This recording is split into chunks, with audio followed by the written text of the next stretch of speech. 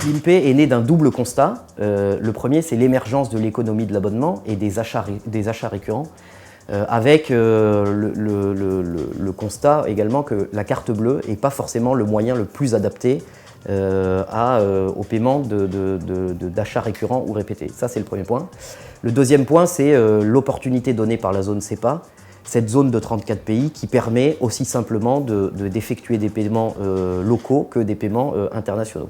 Pourquoi est-ce que le prélèvement bancaire, tel qu'on le pratique chez Slimpay, est un moyen de paiement plus adapté que d'autres, et notamment que la carte bleue pour les achats récurrents et répétés?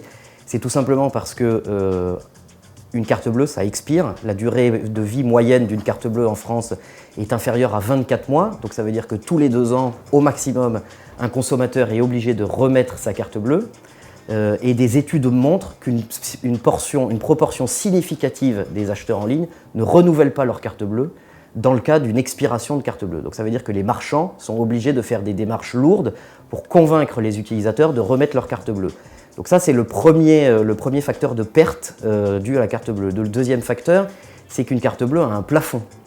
Une carte bleue a un plafond, et dès lors que ce plafond est expiré, la transaction ne passe pas, et donc là, on est obligé de passer en mode de recouvrement, et le recouvrement coûte assez cher. Et la troisième chose, c'est que la carte bleue étant un moyen de paiement plus développé que le prélèvement bancaire, de fait, proportionnellement, c'est un moyen de paiement qui est plus fraudé. A l'inverse, un IBAN, puisque c'est de ça dont il s'agit, IBAN c'est un RIB. Un RIB, ça n'expire pas. Le seul facteur d'expiration, c'est potentiellement la clôture d'un compte en banque, mais on ferme moins son compte en banque qu'une carte bleue n'expire, en tout cas en termes de fréquence, ça c'est le premier point. Un compte en banque n'a pas de plafond, autre que celui du découvert autorisé, mais enfin il y a un plafond qui est très différent de celui de la carte bleue. Et le troisième, c'est en termes de proportion.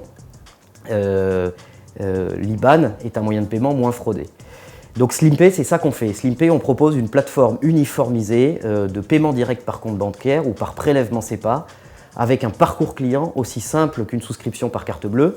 C'est-à-dire que sur un site web, de façon très concrète, au lieu d'avoir un champ numéro de carte, on a un champ renseignement du numéro de compte.